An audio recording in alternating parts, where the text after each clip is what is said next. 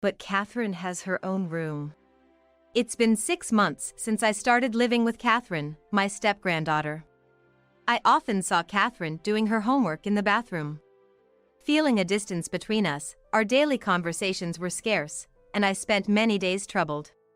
Even asking daughter-in-law Ava, I was curtly told it's because the bathroom helps her concentrate, leaving me puzzled. With my son, Taylor, and the others frequently abroad for work, they were hardly ever home. It's practically just Catherine and me living together. Wanting to get closer to Catherine, I started off with safe conversations. Is school fun? It's okay. Which class do you like best? They're all the same. Her monotone responses left me at a loss for what to ask next. It was unusual for conversation to falter to this extent, even considering her shy nature. Just as I began to feel anxious about our lack of closeness, Taylor and the others were away on what seemed like their umpteenth business trip of the year. It was as if she was waiting for us to be alone. Catherine looked me in the eyes, almost pleadingly, and began to speak. Grandma, can I talk to you for a sec? What's wrong? Actually. Catherine, suggesting it's faster to show than tell, took my hand and led me to Ava's room. Upon entering, she opened one of the many piled-up cardboard boxes to show me something. This winter was feeling particularly cold. On my way home from shopping, carrying bags, I walked slowly, shivering from the cold. Perhaps it's because it's nearly Christmas, but the streets are busier and filled with smiling faces. I feel lonely. This year, at 64, I, Harper, recently lost my beloved husband Martin in an accident, feeling an overwhelming loneliness. Until last year, I enjoyed Christmas with Martin, laughing like everyone passing by, but now I'm alone. Even though I didn't buy much, the bags felt unusually heavy, and I hurried home. I'm home. Oh yeah, I forgot. There's no one here. My words disappeared into the air. Mechanically, I stored the groceries I had bought. Suddenly, I realized that I hadn't cooked much since Martin's passing. Maybe I'll make beef stew today. Muttering to myself, the house phone rang. I rushed to pick it up. Hello? Hey, it's Taylor. The caller was my only son, Taylor. Your dad's funeral is over. Of course, I had informed Taylor about Martin's passing, but he had said he couldn't make it due to work. I was going to come home, but the weather turned bad, and my flight got canceled. Sensing an excuse, I intuitively felt Taylor had something to consult. So, what's up today? Can I come back home? The idea of Taylor returning home after becoming an adult surprised me a bit. Feeling more secure with my son than living alone, I was about to express my consent when Taylor surprised me further. Actually, I got married while on a business trip. What?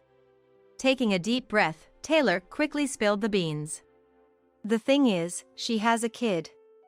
Still in elementary school and needs constant attention, but since my wife is busy with work and often abroad, I was wondering if you could help us out.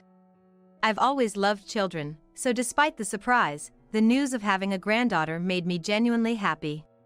My wife's name is Ava, and the child is Catherine. Ava's in sales, always bustling about abroad. To me, a housewife, a woman in sales and traveling the world seemed quite impressive. What's Catherine like? She's in the 2nd grade, very serious and a good kid. So, when will you move in? Really? You're okay with it? Taylor sounded surprised, as if my approval was unexpected. Of course. I'd be happy if it becomes livelier. Thanks, that really helps. Though Taylor hastily hung up, I felt relieved knowing I wouldn't have to feel lonely from next month. As I busied myself with cleaning the house and buying what was needed, time flew by, and before I knew it, the day Taylor and his family were supposed to return was upon us. I tried calling Taylor to ask various things about preparing a room for my granddaughter, but couldn't reach him. Since that call from Taylor, there had been no contact at all. Despite feeling anxious, the day they were said to arrive finally came. Not knowing what time they would come back, I felt restless all day. Just as I had finished tidying up every corner of the house, the doorbell rang. At the door, Taylor and his family were lined up. "Welcome." As I opened the door, I locked eyes with Taylor, who awkwardly scratched his cheek. "I was worried because you wouldn't answer my calls, no matter how many times I tried. Sorry, I've been busy. From now on, since we'll be living together, it's important to keep in touch even if you're busy." "Got it." With that, Taylor turned towards the beautiful woman and the quiet child standing next to him. "Let me introduce them. This is my wife Ava and my daughter Catherine. Nice to meet both of you. I've been looking forward to living together." "Nice to meet you. Thanks for having us." Ava, stunning enough to catch even a woman's eye, spoke with a voice as clear as a news reporter. "Nice to meet you, Harper. I look forward to getting to know you." Ava seemed lively, a contrast to Catherine, who was quiet. However, she greeted me properly, a serious child just as Taylor had described. "Just call me Grandma." After showing them their rooms, a moving truck arrived shortly after. As the movers unloaded box after box, most were taken into Ava's room. I offered to help with the overwhelming amount of boxes, but was declined because they felt bad for moving in without contacting me. I decided it was best not to intrude too much on their privacy. After all the boxes were moved, the movers left. Taylor, now a bit settled, spoke solemnly to a photo of his father. "It all happened so suddenly. Dad. I heard a truck ran a red light and was about to hit a child. He died trying to save the kid. Sounds like Dad." "Yes, and the child was saved.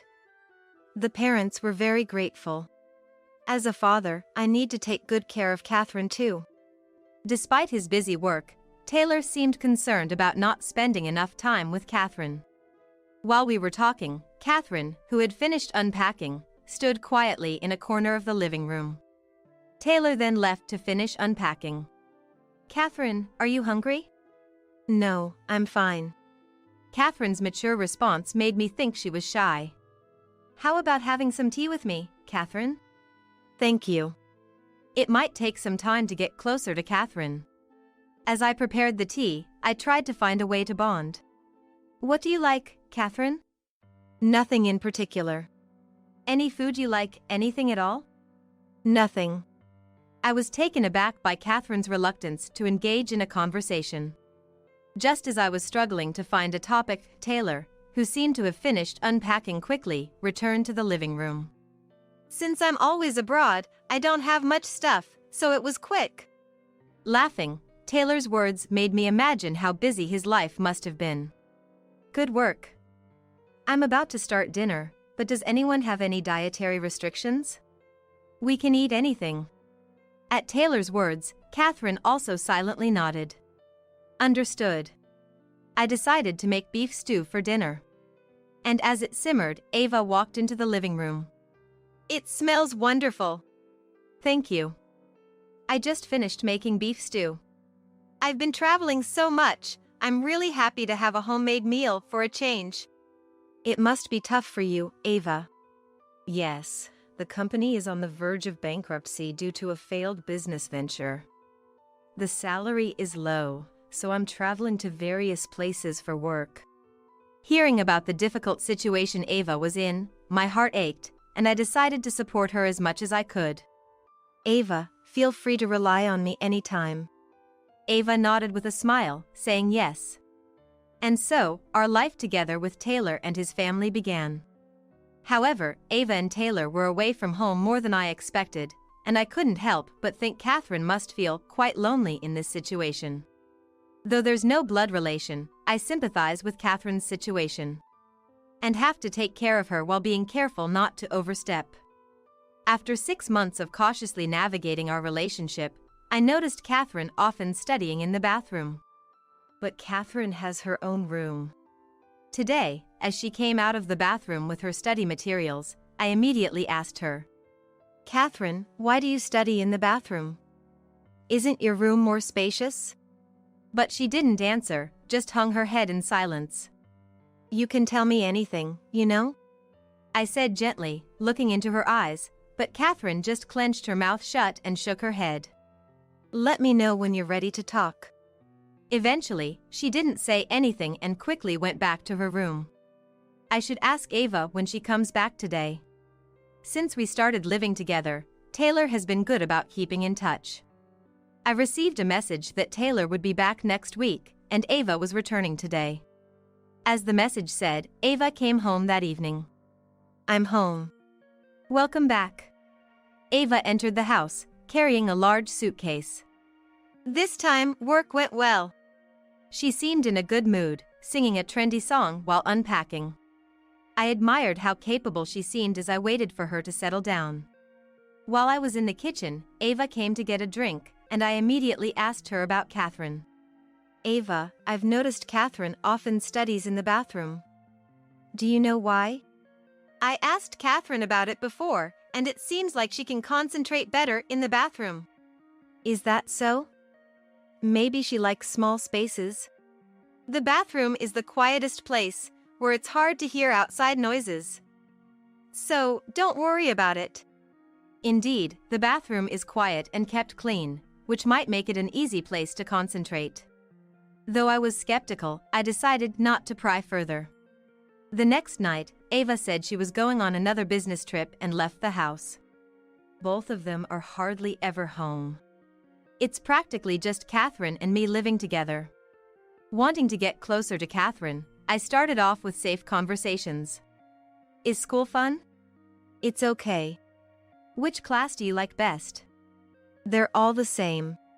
Her monotone answers left me at a loss for what to ask next. It was unusual for conversation to not flow, even considering her shy nature.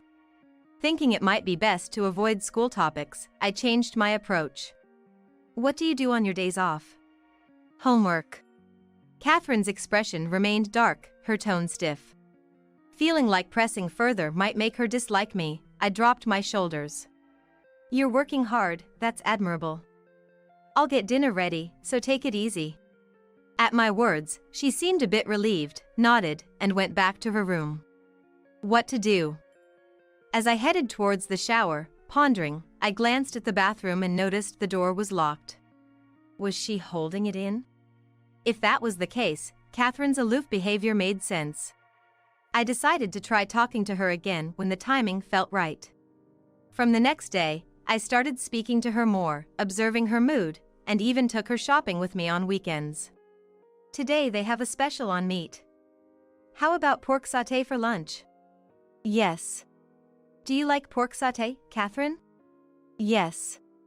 Catherine's demeanor was unchanged, but I was beginning to read her expressions a bit more.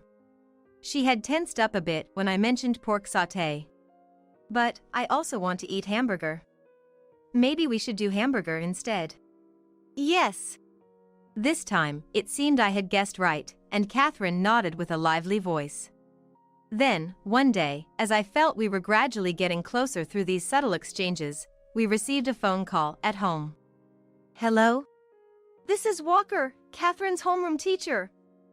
Are you a family member of Catherine?" "Yes. I'm Catherine's grandmother." It was my first time receiving a call from the elementary school, so I was anxious. "Catherine has developed a high fever and has been unwell, and unfortunately, our school nurse is not available." "What? I'll come to the school right away." Interrupting the teacher, I hurriedly got ready and rushed out of the house. Upon arriving at the school and being led to the nurse's office, I rushed to Catherine's side. "Catherine? It's Grandma. Do you recognize me?" My granddaughter looked at me with moist eyes, breathing heavily in discomfort. "Grandma. You don't have to force yourself. I'm here so you can relax." I wiped Catherine's sweat with the towel I had brought. "You're sweating a lot. Do you think you can drink some water?" After inserting a straw into a bottle of sports drink, I watched her condition. "Grandma. I'm thirsty." Catherine, who usually speaks formally, was talking like a normal child, clearly feeling under the weather. Even though she spoke in fits and starts, I firmly thought to myself that I would definitely help her. I supported Catherine's head as she tried to sit up slightly and held the straw to her lips. After taking small sips of the sports drink, Catherine managed to drink half the bottle and then lay back down on the bed. I'm sorry. Don't apologize, Catherine. It's natural to take care of you when you're suffering like this. I stroked her head and smiled gently. After a while of looking uncomfortable, Catherine gradually stabilized as I continued to care for her earnestly.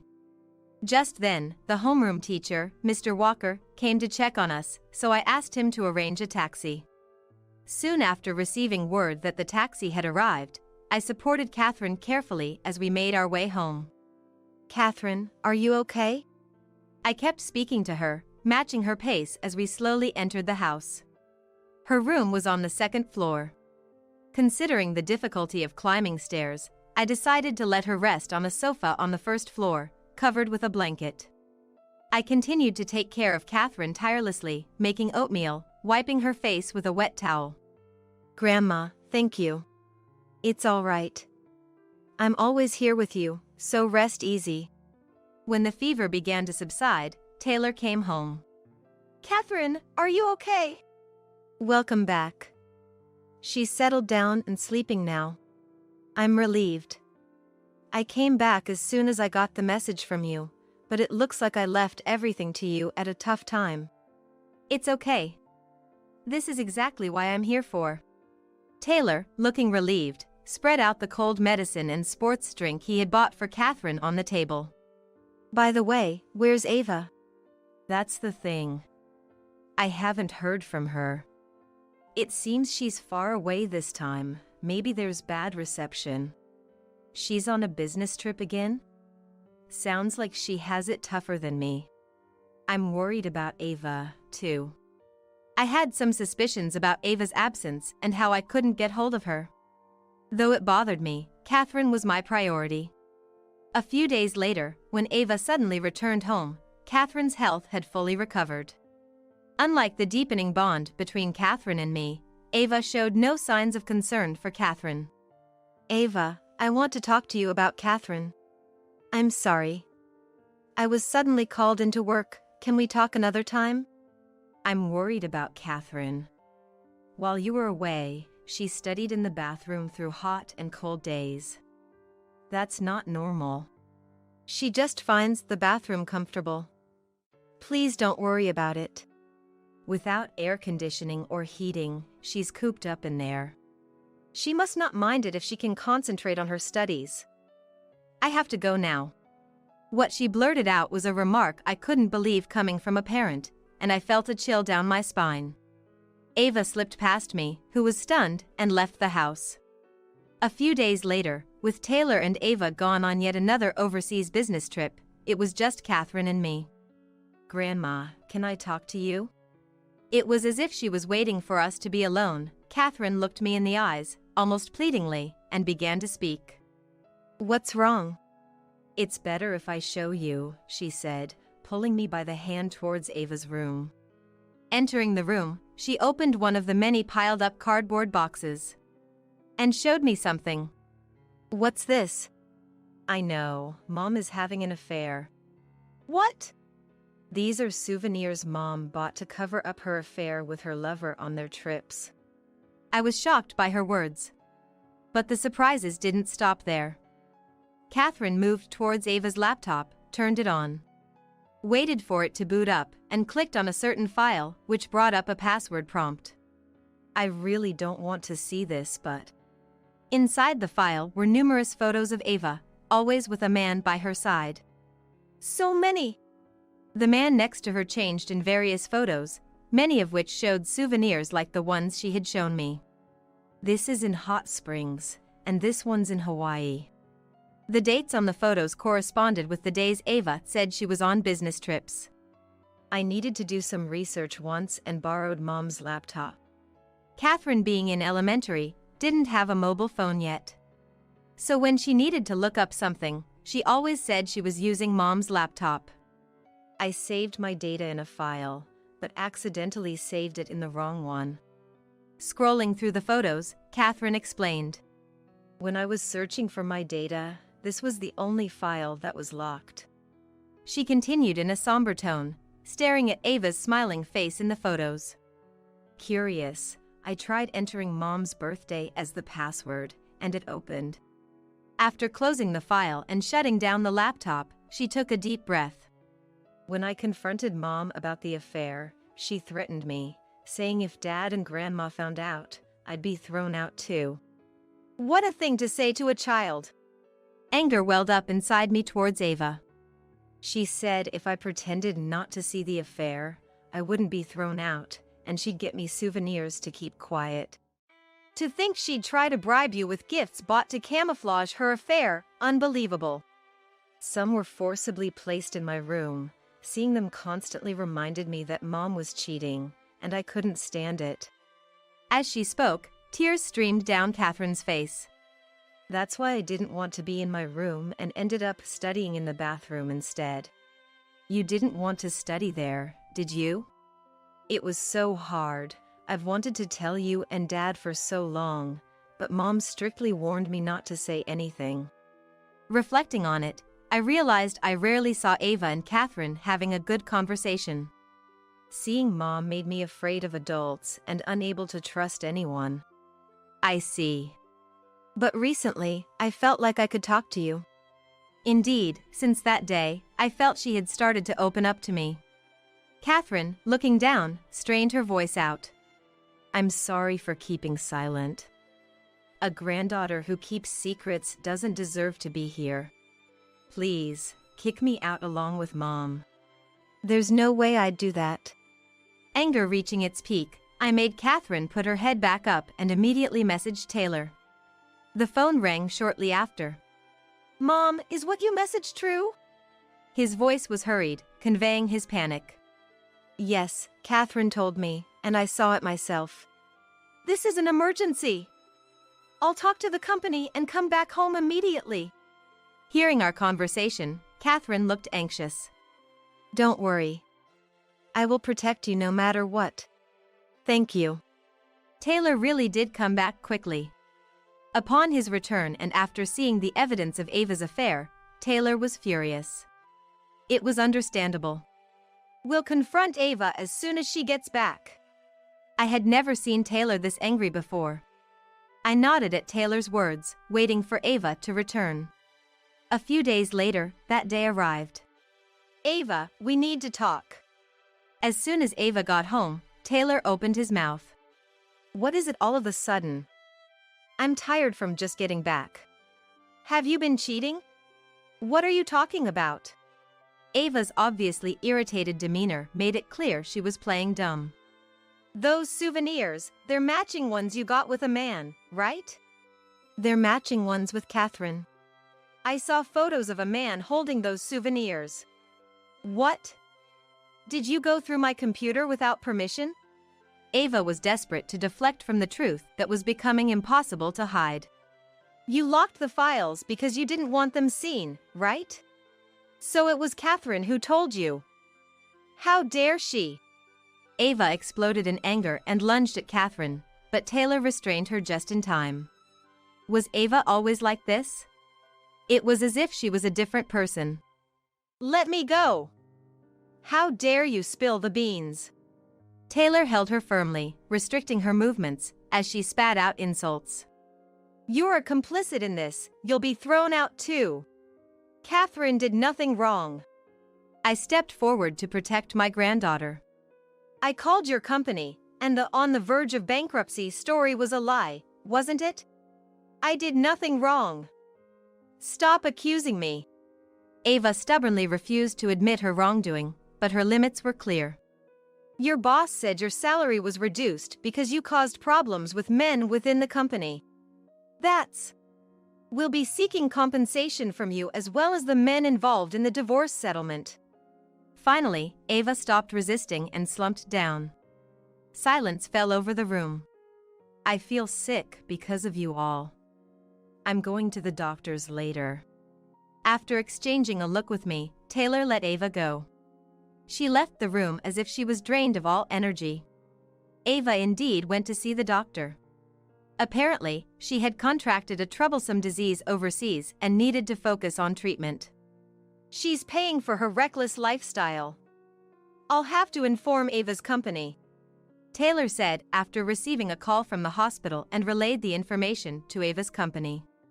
Ava's reputation worsened, and after the disease came to light, she had trouble with the men she had been involved with and ended up resigning. It looks like we can finally settle down. Thank you, Dad. It's what family does. Taylor said so, with his words heavy with resolve. After the turmoil subsided and we started to regain our normal life, Taylor received a call. He frowned immediately and answered. Don't joke with me. We're done. It's your problem now.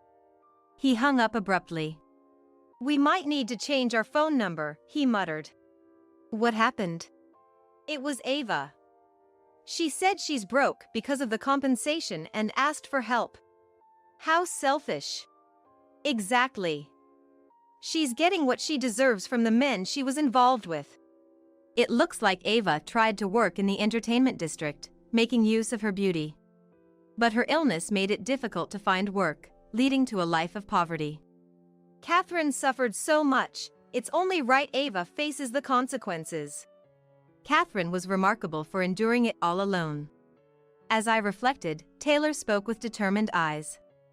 I'll do everything so Catherine never has to suffer again. It seemed the ordeal made Taylor want to rebuild his relationship with Catherine, leading him to request a transfer to a domestic role. Spending more time at home, he grew closer to Catherine, strengthening their bond. Lately, Catherine's smiles had become more frequent. Catherine, is there somewhere you'd like to go? The aquarium. Then let's go today, all three of us. Taylor's off too. Yay! I love you, Grandma. Jumping up and down, she smiled happily. Catherine's joyful laugh warmed my heart. I love you too, Catherine. Holding Catherine's hand as we set off, I promised myself to protect this smile forever.